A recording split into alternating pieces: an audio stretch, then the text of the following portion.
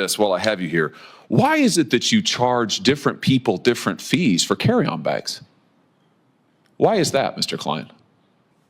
Why isn't it just a flat fee? Why is it that I might get charged one fee, but my wife might get charged a different fee? Why is that? So overall, our job is to generate the most revenue we can, so we can be profitable as an airline. If we're not profitable, well, actually, we have costs, and there's costs out there, and we have to make sure that we're above the cost line in order to make sure that we can run a profitable entity. Yeah, I got it. No, I got it. I got it. And money's the answer. So last year, your carry-on bag fees ranged between $15 and $99. That's extraordinary. One person might pay 15, somebody else might pay 99. How do you determine it? Is it based on personal characteristics? It's you charge women more? It's never based on personal characteristics. You charge minors more? We do not, sir. What, just people who are suckers? I mean, how do you do it?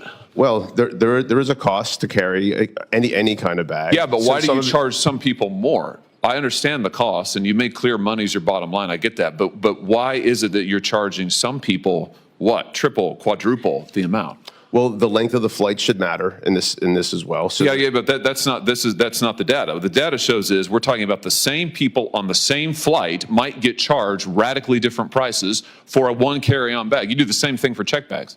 Why is that? Wow. Did you just see that? Senator Josh Hawley is not holding back. And honestly, I'm glad he isn't. What we just saw right there is exactly what accountability in Congress should look like. For too long, these big airline companies have been nickel and diming Americans, charging you extra for your bag, your seat, your oxygen. Okay, maybe not that last one yet, but give them time. Here's a sitting senator saying exactly what millions of frustrated travelers have been thinking every time they step foot in an airport. Flying has become a miserable experience. And instead of taking responsibility, these airline executives come in with polished smiles and half answers. Senator Hawley's grilling wasn't just about bounties and bag fees. It was about fairness. It was about saying, hey, enough is enough. The American people deserve transparency, consistency, and respect when they pay for service. We're about to play the full clip so you can see it for yourself. But trust me, you'll want to stick around because in the main reaction, I'll break down exactly how these companies have been exploiting people under the disguise of dynamic pricing.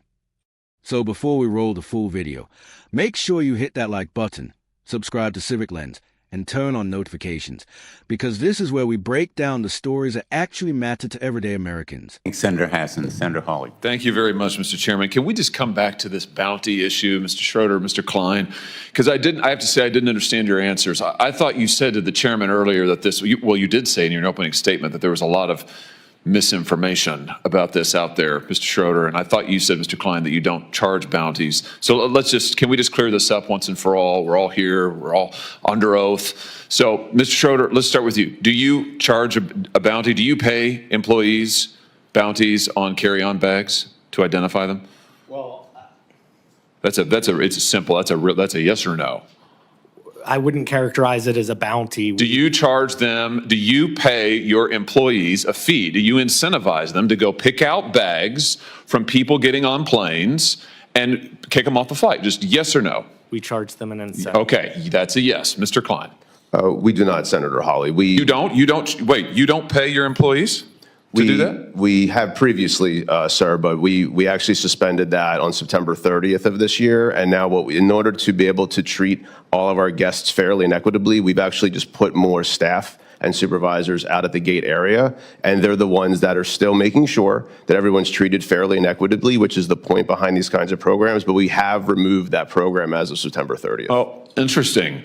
So let's come back to you, though, Mr. Schroeder. So how much have you paid your gate agents to enforce your carry-on bag policy, to pick people out of the line like the chairman's video showed? I mean, you guys do appreciate that flying on your airlines is a disaster, don't you? I'm slightly amazed by the general attitude of all of you here. Flying on your airlines is horrible. It's a terrible experience. I mean, I say this as a father of 3 young children, but I can't tell you, nobody enjoys flying on your airlines. It's a disaster.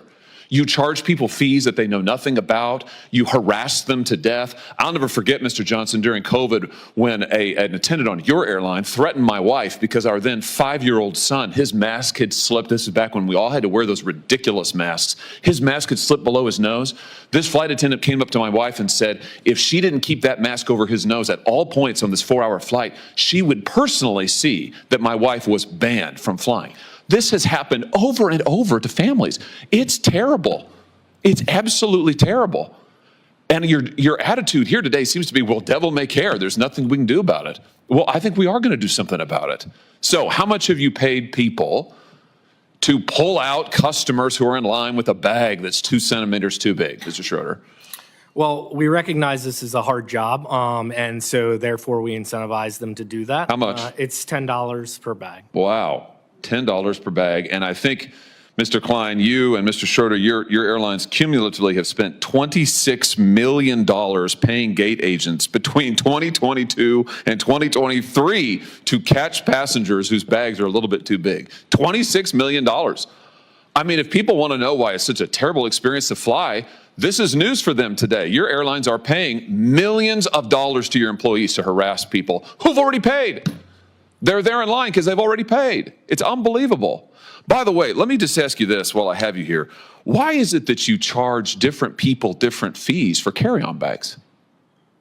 Why is that, Mr. Klein?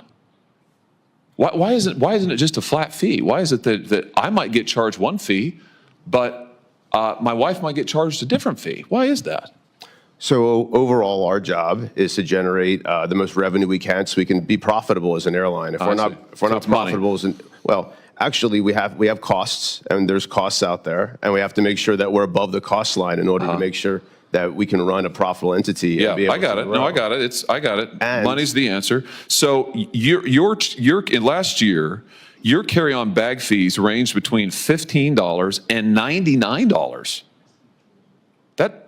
That's extraordinary. One person might pay 15, somebody else might pay 99. How do you determine it? Is it based on personal characteristics? You charge women more? It's never based on personal You characteristics. charge minors more? We do not, sir. What, just people who are suckers? I mean, how do you do it?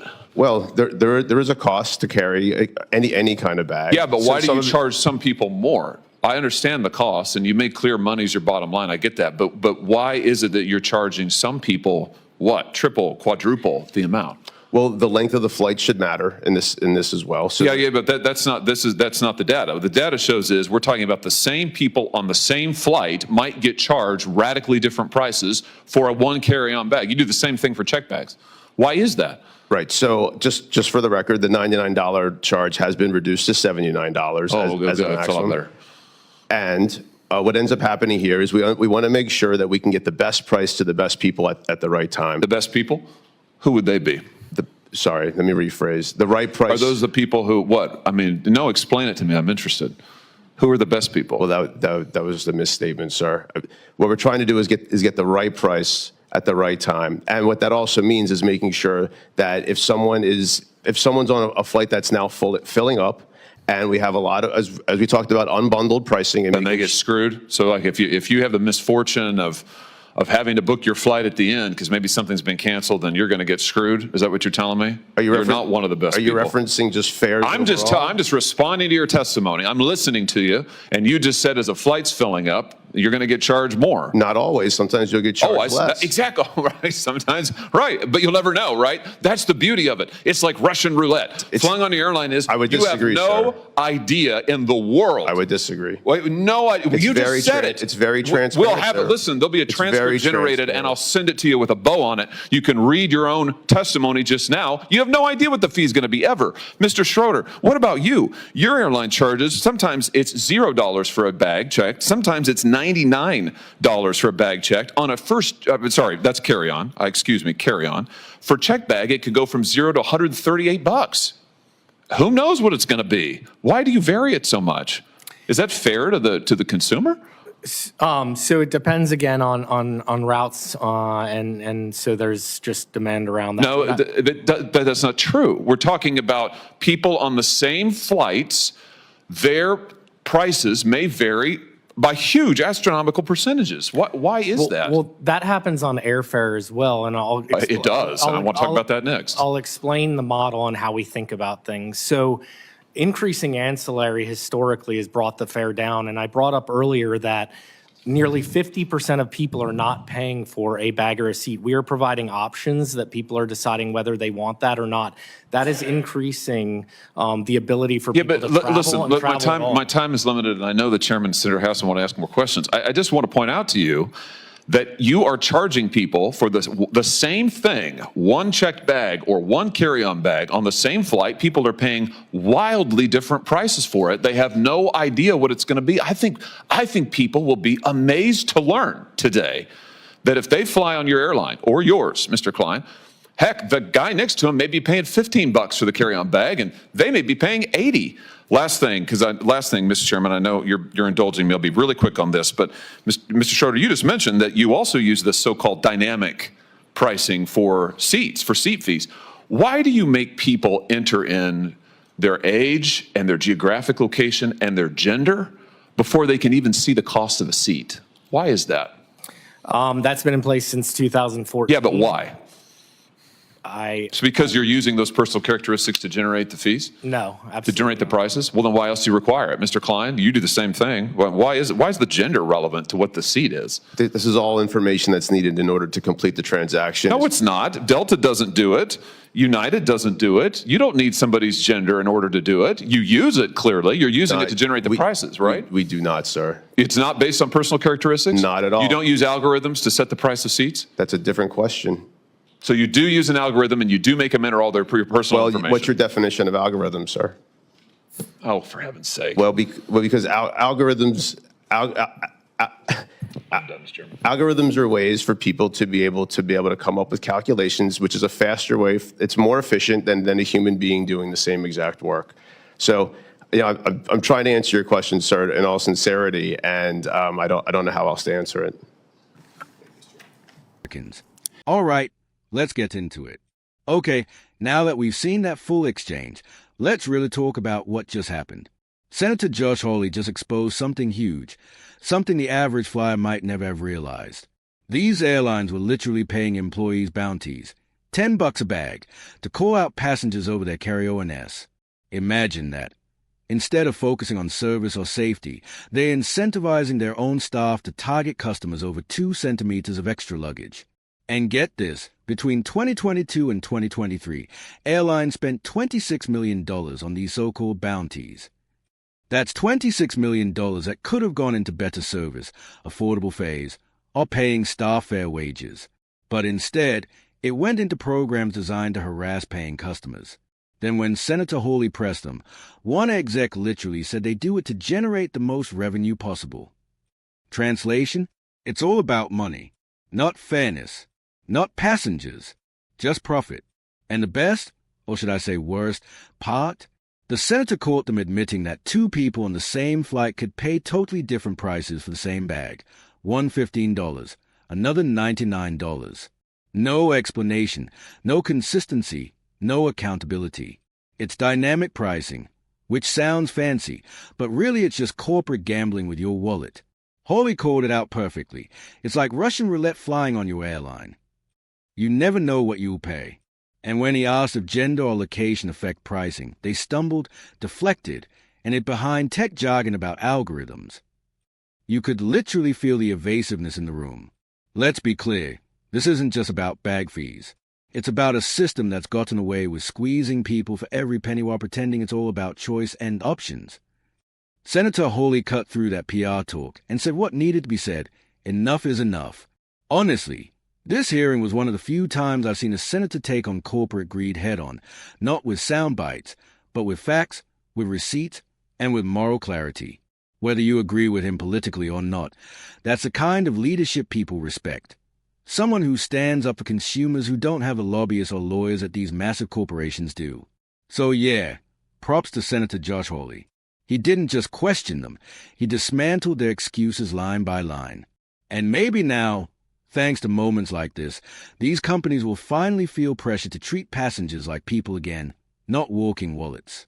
If you've ever been overcharged, hassled, or just plain disrespected while flying, drop your story in the comments. Let's make this a real conversation. And if you agree that more senators should stand up like this, make sure you hit that like button, share this video, and subscribe to Civic Lens for more reactions that cut through the noise and tell the truth. Because this right here, this is what accountability looks like.